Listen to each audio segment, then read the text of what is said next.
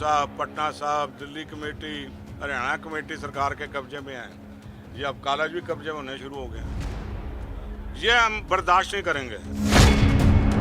Khalsa college में गुरु तेग बहादुर जी के नाम पे कॉलेज और पगड़ी, यहाँ पे दस्तार की बेइज्जती हो जाए, लड़कों को पीटा जाए, बच्ची को थप्पड़ मारे जाए। कैमरे लगे हैं, क्या देर लगती है पकड़ने की?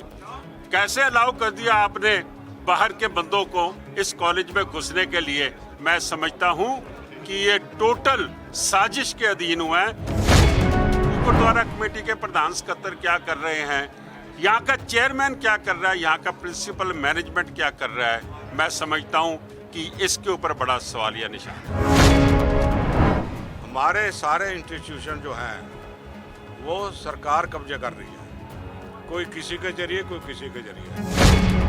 आज सिखों के बच्चों की पगड़ियां उतारी गई, मारा गया, कूटा गया। हम इनकी इंक्वायरी सीबीआई से कराना चाहते हैं और जब तक इंक्वायरी पूरी ना हो प्रिंसिपल का सस्पेंशन चाहते हैं।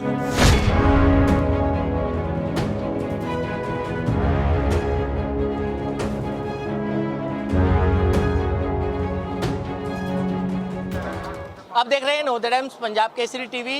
कल एक सिख छात्र जो गुरु तेग बहादुर खालसा कॉलेज में सेकंड ईयर का छात्र है, उसकी पगड़ी जो है कुछ लड़कों ने जो है वो उतरी है और उसको लेकर एफआईआर भी दर्ज हो गई है। लेकिन आज शिरोमणि अकाली दल का एक वफद जो है वो प्रिंसिपल से मिलने आया था। लेकिन सरना जी, क्या मुलाकात हो पाई आपकी प्रिंसिपल से? देखो जी, जो हमारे पास इंफॉर्मेशन है कि फैसला तो हमने रात को किया था, काफ़ी लेट, तो हमने भी सरदार मनजीत सिंह को सुबह का रिक्वेस्ट की भाई आप भी आना है। पर ये बात कहीं ना कहीं लीक हो गई और प्रिंसिपल साहब कहते हैं मैं चंडीगढ़ चला गया हूँ। हमने बोला कि आप जहाँ भी हैं अपनी लोकेशन भेज दो ताकि हमें तसल्ली हो कि आप जाओ। पहले उनके जो पीए वगैरह तो कह रहे थे उनकी तरीक है आज। मैं कहा कोई बात नहीं, तरीक कौन सी है, घंटा बैठे हैं, 2 घंटे बैठे हैं। मैं ये समझता हूँ कि सारा कुछ प्रिंसिपल की मर्जी से हुआ। उसने अपने अकाओं को खुश करने के लिए, एबीपी को खुश करने के लिए, आरएसएस को खुश करने के लिए, बीजेपी को खुश करने के लिए, क्योंकि उनकी बदौलत ये प्रिंसिपल बना है।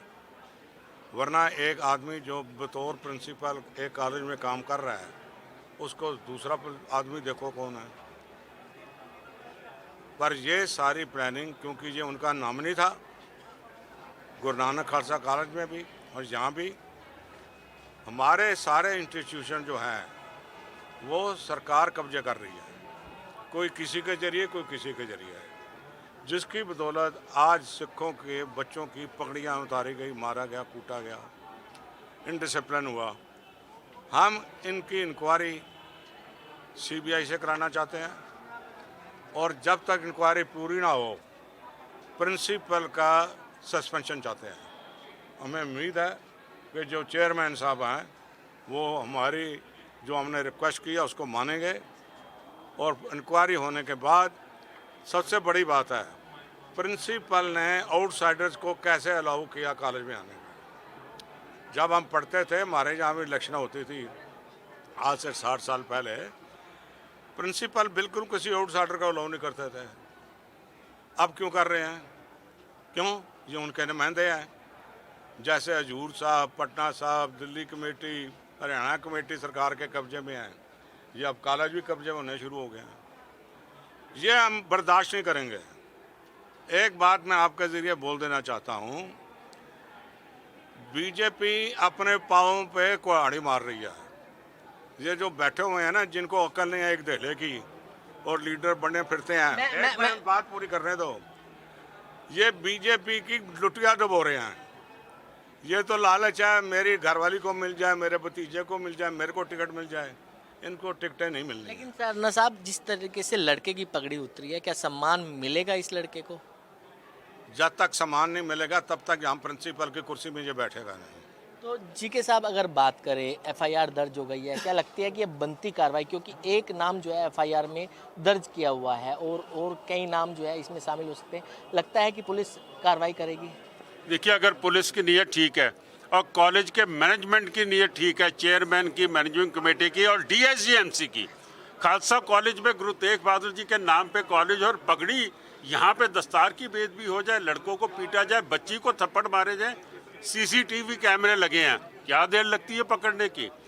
कैसे अलाउ कर दिया आपने बाहर के बंदों को इस कॉलेज में घुसने के लिए?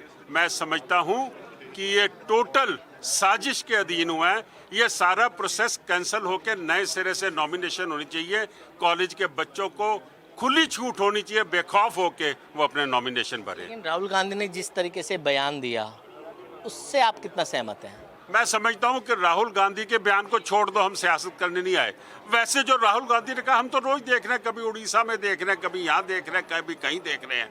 लेकिन राहुल गांधी सुनिश्चित करेगा जब उसकी सरकार आएगी ये कुछ नहीं होगा। उसको छोड़िए, खालसा कॉलेज में क्या हुआ, दिल्ली गुरुद्वारा कमेटी के प्रधान सकत्तर क्या कर रहे हैं, यहाँ का चेयरमैन क्या कर रहा है, यहाँ का प्रिंसिपल मैनेजमेंट क्या कर रहा है, मैं समझता हूँ कि इसके ऊपर बड़ा सवालिया निशान है। क्या कार्रवाई चाहते हैं अगर आप हम बात करें? कार्रवाई चाहते हैं कि जो दोषी हैं अंदर जाने चाहिए, बनती धारा लगनी चाहिए और ये प्रोसेस कैंसिल होके दोबारा से इलेक्शन होना चाहिए। तो बिल्कुल ये थे मंजीत सिंह जी की, जिन्होंने खास बातचीत की। दिल्ली से कमल कुमार कंसल, नवोदय टाइम्स, पंजाब केसरी टीवी।